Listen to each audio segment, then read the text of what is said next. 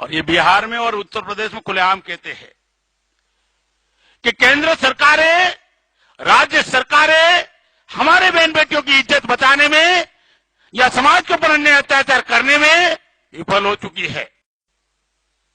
कभी खैरलान जी होता है, कभी जज्जर होता है, पूरे देश में कोई ना कोई कांड होता है। विफल हो चुकी है केंद्र सरकारें, राज्य सरकारें। बीएमपी अगर सत्ता में आई तो एससी एसटी ओबीसी को बाकायदा हथियारों का लाइसेंस देंगे, खुलेआम चैलेंज से हथियारों का लाइसेंस देंगे। आप सोचोगे अरे ये तो गैर कानूनी है। अरे कानूनी है भाई, संविधान में लाइसेंस लेने का प्रावधान है ना। अगर आपके पास 5-10 लाख रुपया लेते हैं ना, लाइसेंस नहीं लेते क्या?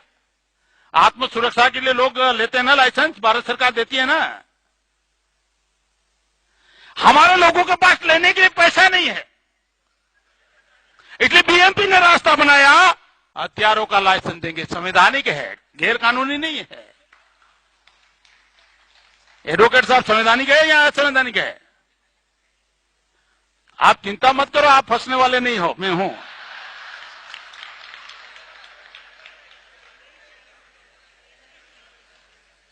धारवडकर साहब जैसा विद्वान आदमी कहता है कि ये तो देना ही चाहिए। नंबर 2, समान एजुकेशन होना चाहिए।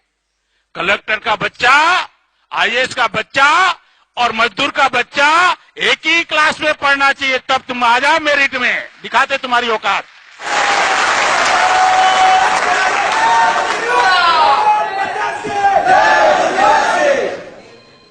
एक ही क्लास में पढ़ना चाहिए, एक सिलेबस होना चाहिए, तब दिखाते ना मेरिट। तुम मेरिट की बात करते हो। तुम ब्राह्मणों के पास हजारों साल से शिक्षा का ठेका था। भारत की, दुनिया की 200 यूनिवर्सिटी में एक भी यूनिवर्सिटी भारत में नहीं है। कहां गया तुम्हारा मेरिट? कहां गया तुम्हारा मेरिट? 3.5 करोड़ केस पेंडिंग पड़े हैं हाई कोर्ट और सुप्रीम कोर्ट में, कहां है तुम्हारा मेरिट? तुम क्षत्रिय कहते हो कि सत्र का अधिकार हमें है और हम सुरक्षा करते हैं, तो हर बार भारत गुलाम बना, कई बार गुलाम बना, कहां गया था तुम्हारा मेरिट? तुम कहते हो वैश्यों के पास व्यापार का बुद्धि है। अरे भारत के ऊपर 74 लाख करोड़ कर्जा हो गया, कहां गया तुम्हारा मेरिट? तुम हमें मेरिट सिखाओगे? ये आंकड़े सरकारी है, मेरे नहीं है। कहां है तुम्हारा मेरिट? तुम षड्यंत्र को मेरिट कहते हो, तुम धोखेबाजी को मेरिट कहते हो, तुम षड्यंत्र को मेरिट कहते हो। मेरिट है नहीं आपके पास। और बीएमपी जिस दिन सत्ता में आई, मंदिरों का राष्ट्रीयकरण हो जाएगा।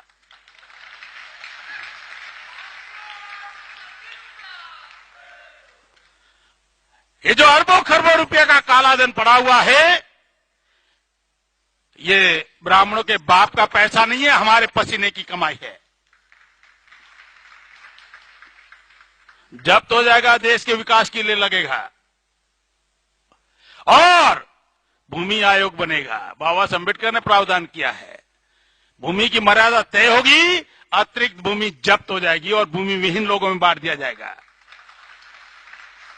कानून तुम्हें ही बनाना आता है ऐसा नहीं है, कानून हमें भी आता है। अवसर आने दो। और इस देश में आधार कार्ड नहीं, बीपीएल कार्ड नहीं, अब तो डीएनए कार्ड लागू होगा। जिस दिन सत्ता में आएंगे डीएनए कार्ड लागू होगा। ये मैंने टीवी पर बोला, सामने आरएसएस के लोग थे, ब्राह्मण थे। उन्होंने कहा आप डीएनए की बात क्यों कर रहे हो?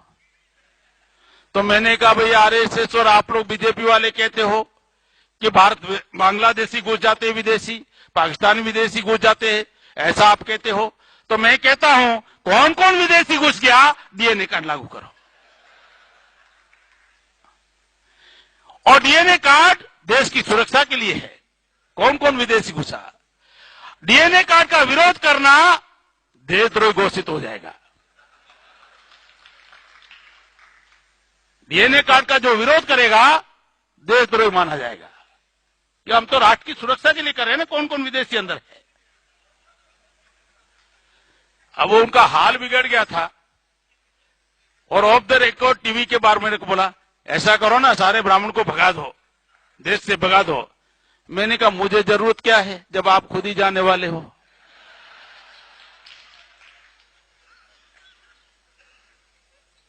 डीएनए कार्ड लागू होगा और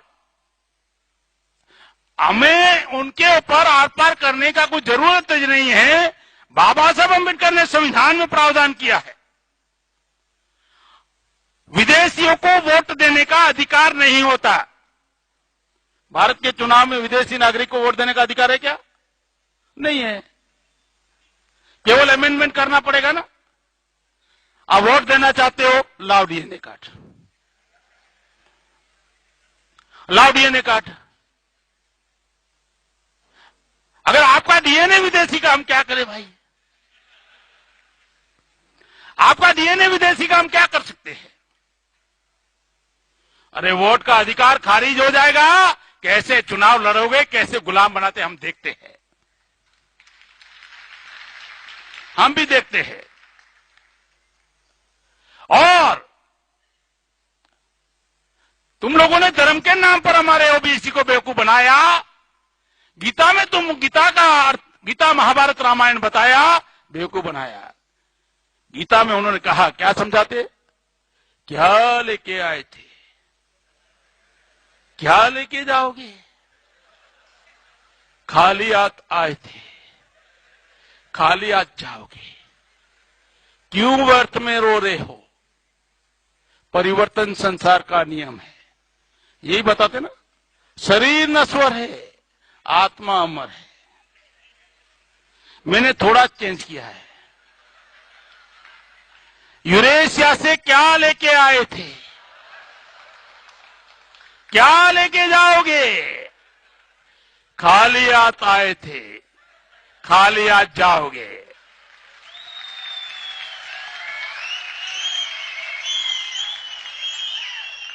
क्यों व्यर्थ में रो रहे हो?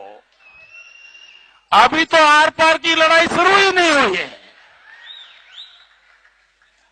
तुम्हारे धर्मशास्त्र और तुम्हारी गीता कहती है परिवर्तन संसार का नियम है। हम परिवर्तन करना चाहते हैं, काहे को डरते हो फिर? तुम्हारी गीता, तुम्हारे धर्मशास्त्र कहते हैं परिवर्तन संसार का नियम है और हम परिवर्तन करना चाहते हैं। क्यों डर लगता है तुम्हें? तुम कहते हो शरीर नश्वर है, आत्मा अमर है। मैं कहता हूं आत्मा अमर नहीं है, डीएनए अमर है। मरवा दिया तुम लोग। डीएनए अमर है भाई, उनका ही डीएनए उनको धोखा दिया, हम क्या कर सकते हैं? और इस देश में हम शांतिपूर्ण तरीके से, संवैधानिक तरीके से क्रांति करना चाहते हैं। और अगर कुचलने की या दबाने की कोशिश की तो फिर तो भारत में रह नहीं पाओगे, यूरेशिया जा नहीं पाओगे। क्यों? आने वाले समय में पासपोर्ट वीजा तो हम ही से लेना है ना। आने वाले समय में पासपोर्ट और वीजा तो हम ही लोगों से लेना है। जाओगे किधर?